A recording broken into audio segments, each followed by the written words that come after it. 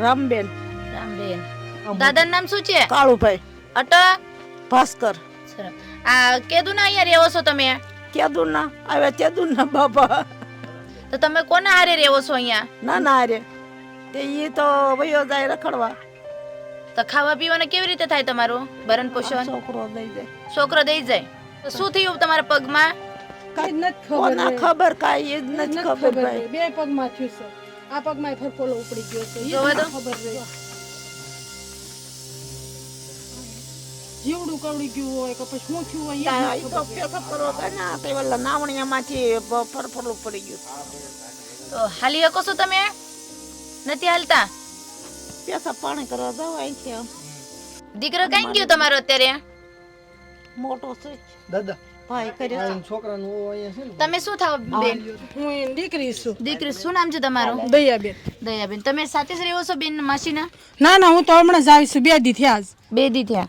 તો બાને શું થયું તમને ખબર છે? મને કાંઈ ખબર નહીં. હું 2 દી આવી બેન. તમારું કયું ગામ? દૂધાળા પાલીતાણા પાણી. સર. તો બાને હું તમારી સમસ્યા શું છે અત્યારે? હું તમારે જોઈએ છે અત્યારે? હું હેલ્પ અમે કેવી રીતે હેલ્પ કરી તમને? આમ હારા થઈ જાય ને દવાખાને લઈ જાવ એમ. બા તો માનસિક રીતે બીમાર નથી. બા કમ્પ્લીટ જ છે. તો બાને કોઈ રાખે છે અહીંયા કે કોઈ નથી રાખતું? કેવી રીતે છે? કોઈ નથી રાખતું. તો દીકરા દીકરીઓ તો કેટલાક દી રહી બેન. તો દીકરા નથી રાખતા?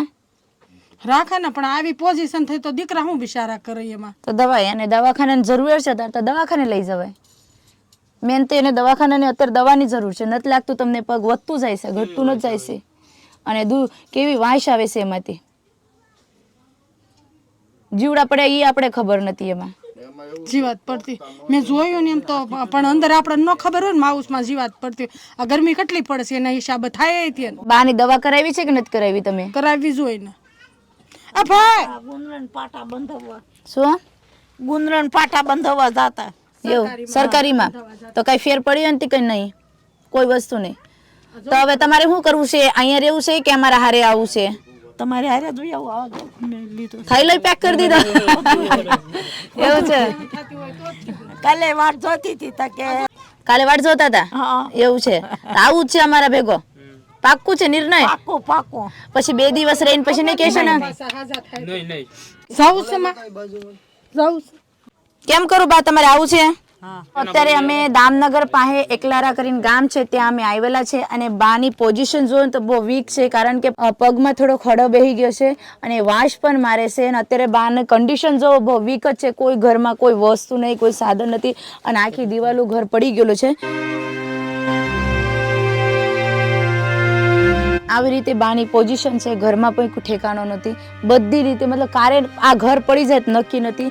અને બાની રિક્વેસ્ટ છે કે ભાઈ અમને આશ્રમમાં લઈ જાઓ તો સારું સુવિધા થાય છે અમને, અને સારું વ્યવસ્થા મળશે અમને રહેવાની, ખાવા પીવાની, અને મેન દવાની જે પગમાં સડો બેઠો છે એની મેન વ્યવસ્થા થઈ જશે. પણ અત્યારે બાને આપણે પૂછ્યું કે તમારે શું જરૂરિયાત છે? આપણે વર્ષની કીટ પણ નાખવા તૈયાર છે, પણ બા કહે કે મને તમારા હારે જ આવું છે. દીકરો છે, ફેમિલી છે, પણ ફેમિલી કોઈ ધ્યાન દેવા વાળો નથી. દીકરો પણ છે, દીકરો પણ નથી ધ્યાન દેતો. પણ અત્યારે આપણે જોઈશું હવે હજી એના ફેમિલી સાથે હજી વાતચીત હરકી રીતે કરશું અને પછી આગળના આપણે નિર્ણય લઈશું. તમારા સરપંચ સાથે એકવાર વાત કરી. સરપંચ કોણ છે? આવો ને, આવો કાકા. એક મિનિટ. શું નામ છે કાકા તમારું? મારો જયેશભાઈ. તમે આ ગામના સરપંચ છો?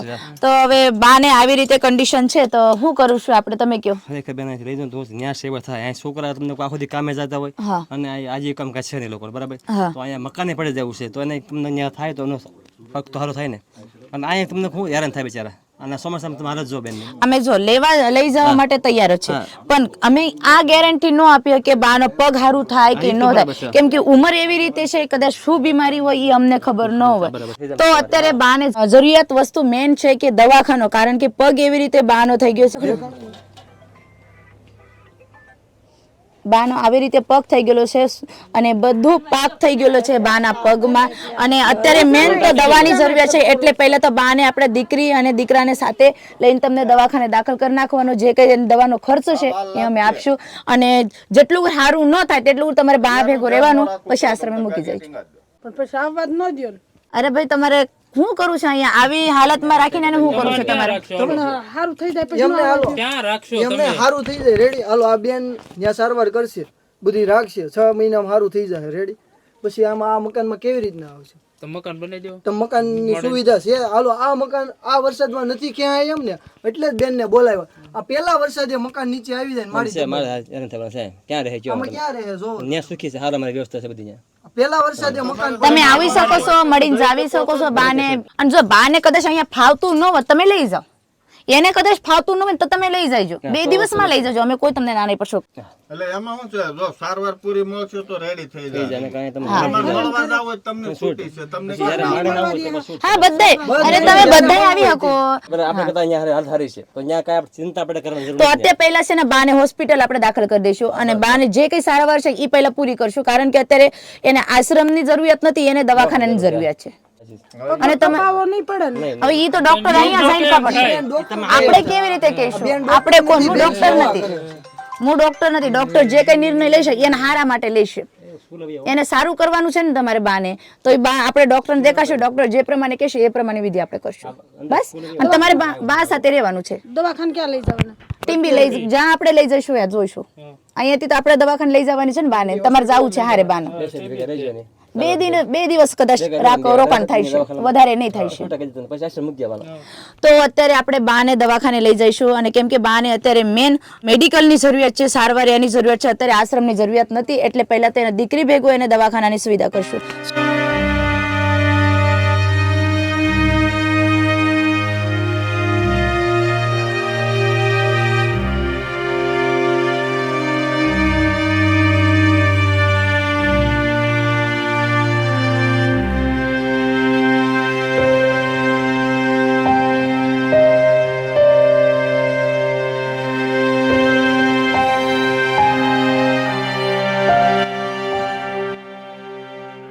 અમરેલી જિલ્લાના એકલારા ગામ છે જે દામનગર પાસે આવેલું છે. સુજીતભાઈ આપણે કોન્ટેક્ટ કર્યો હતો કે ભાઈ આવી રીતે આ બહાર હેરાન થાય છે તો તમે લઈ જાવ તો સારું.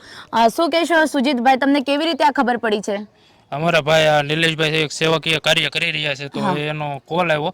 જોકે મેં 10-15 દિવસ એની બધી પ્રોસેસ જાણી, શું છે શું નહીં, આપણે એના દીકરા છે તો એને સાચવે છે નથી સાચવે, બધી આપણે જાણકારી લઈ અને પછી સંગીતાબેનને મેં કોલ કર્યો, એટલે તરત કોલ બેક કરીને તરત અહીંયા આપણે મારા કોલથી ઘણીવાર સંગીતાબેન તરત હાજર થઈ જાય છે. એમનો હું દિલથી આભાર માનું છું, કે કારણ કે કોઈ બી લોકો હેરાન થતા હોય તો સંગીતાબેન ડાયરેક્ટ હાજર થઈ જાય, ઓન ધ સ્પોટ એનું કામ છે.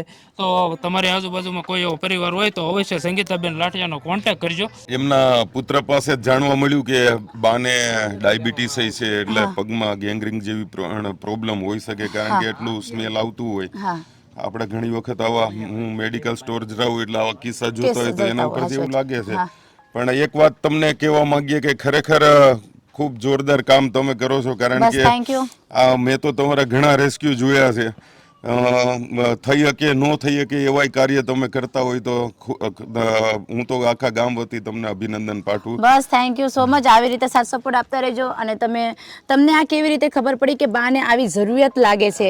હું અત્યારે સોશિયલ મીડિયામાં આપણે જે કઈ આવો ગરીબ લોકો હોય એને હું રાશન કીટ કરિયાણું પહોંચાડવાનું વ્યવસ્થા કરું છું. ઓકે. એટલે આ ટાઈમે હું અહીંયા બાજુના ગામ ગુંદરણમાં નોકરી કરું છું, એટલે મને મારા સાથી છે અહીંયા કાંતિભાઈ ભાસ્કર, એને મને સમાચાર આપ્યા કે અમારા એક માળી છે અહીંયા વાસમાં, તો એમને આવી રીતના પ્રોબ્લેમ છે. એટલે હું કરિયાણું દેવા માટેથી હું પેલા ત્યાં જોવા જાઉં કે પરિસ્થિતિ કેવી છે. એટલે પરિસ્થિતિ બહુ વીક લાગી.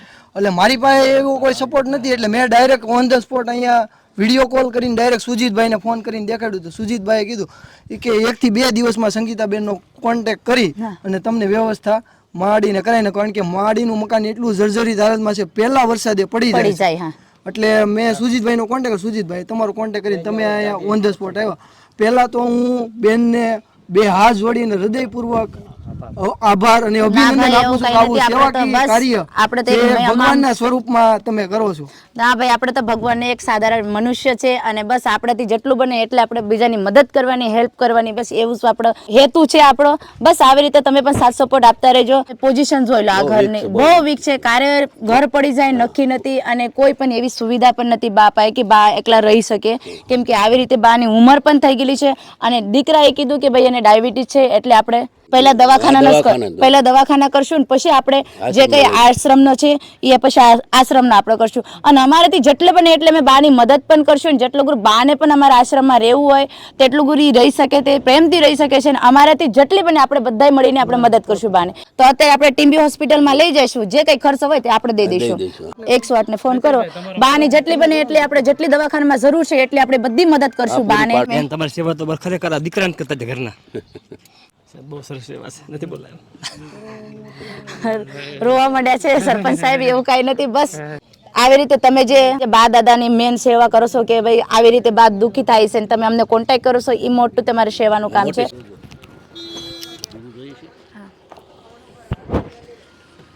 એમ્બ્યુલન્સ હવે આવી ગઈ છે. અહીંયાથી આપણે લઈ જઈશું બાને ટીમ્બી હોસ્પિટલ. બાના સાથે એના દીકરીને અને દીકરાને બંનેને મોકલશું. હવે આવી રીતે બાનો પગ છે, હવે શું છે આપણે એક્ઝેક્ટ ખબર નથી. અને પહેલાં અત્યારે સારવારની બાને જરૂરિયાત છે, તો આપણે ટીમ્બી હોસ્પિટલ લઈ જવાનું છે સારવાર માટે. રિપોર્ટ ને ફાઇલ ને કઈ છે જૂની દવાનું કઈ જૂની દવાના કાગળિયા છે બા?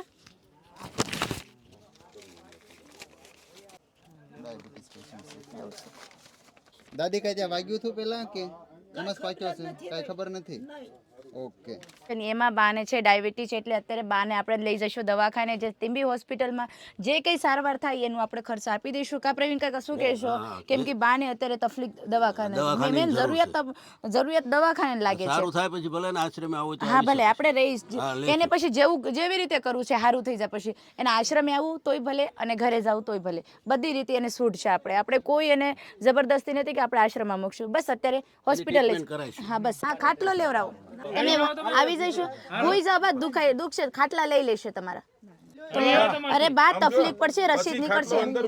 અમે ખાટલો પછી મૂકી દઈશું. લઈ જાય અંદર મૂકી. ના અમને કોઈ તકલીફ નથી થતી, કોઈ તકલીફ નથી થતી બા. તમે હુઈ જાવ શાંતિથી, બસ શાંતિથી હુઈ જાવ. હાલો હુઈ જાવ તમે. ઓલે એમ્બ્યુલન્સ આવી આપણા વાટે ન રે. હાલો હુઈ જાવ તમે.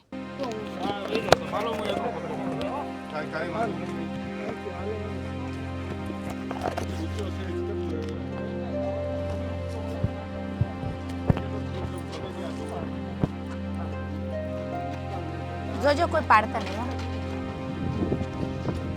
તમે હોય તો ખબર હોય તો હું ભલામણ આ બાજુ રાખું છે. હવે તમારું આવી જાવ ધીમે ધીમે.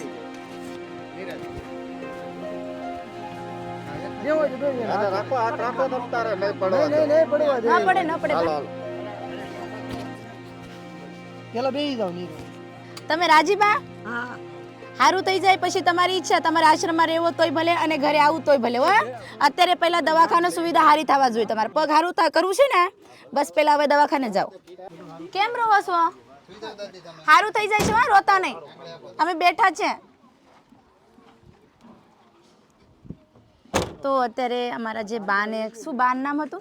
અમારા રામુ બાને અમે અત્યારે હોસ્પિટલ મોકલે છે. એમાં એના દીકરી રોવા માંડ્યા કે એમ છે કે અત્યાર સુધી કોઈ સુવિધા નથી કરી અને અત્યારે એકદમ ત્યાં આવ્યો ને આવું જોયું તો એટલે એને આગ ભરાઈ ગઈ છે. પણ અત્યારે કાંઈ નહીં, આપણે મેન છે આપણા બાને સારું કરવાનું. એટલે પહેલાં તો બાને આપણે સારું કરશું, પછી આગળની જે કંઈ વિધિ થાય છે આપણે કરશું. શું નામ છે ભાઈ તમારું? શરદભાઈ. તો આજે એકલારામાં આપણે બાને રેસ્ક્યુ કરવા માટે આવ્યા હતા અને બાને બહુ ખરાબ પોઝિશન હતી ને અત્યારે આપણે હોસ્પિટલ મોકલી દીધા છે. અને શું કહેશો ભાઈ, શું નામ છે તમારું? ઘનશ્યામભાઈ. અને બાને કેટલા સમયથી આવું બીમાર છે? એટલે લગભગ 6-7 મહિના થયા છે. વધારે છે. શું કહેશો ભાઈ, તમે ઘણી ખરા આવો સપોર્ટર બનશો, મદદ કરો છો ગરીબોની, બા દાદાની, શું કહેશો? તમે જે કામ કરો છો એનાથી જ ઘણા પ્રેરણા લે છે. એમ કહીએ કે અમે પ્રેરણા લઈને આ રીતના કોઈ અનાથ હોય કે નિરાધાર હોય કે પછી પ્રભુજી હોય, અમે તે આશ્રમ બનાવીને તમારી બધાની પ્રેરણાથી જ આ કાર્ય ચાલુ કર્યું છે. તો ખરેખર ઘણાયના પ્રેરણા સ્ત્રોત હશો આવા કાર્ય કરી. તમે ખરેખર ખૂબ સારું કામ કરો છો. અને પહેલાં પણ કીધું, અત્યારે કહું છું કે અમે તો લાખ સલામ કરીએ આવા કાર્યને. કે ઘણી વખત આપણે જોયું હોય કે સગા ઘરના નથી કરી શકતા એવા કાર્ય તમે કરતા હોય છે. તો આવાના કાર્ય કરવાની ભગવાન શક્તિ આપે એવી પ્રાર્થના. તમે પણ આવી રીતે સાથ સપોર્ટ આપતા રહેજો અને વધારે વિડીયોને શેર કરજો. જય હિન્દ.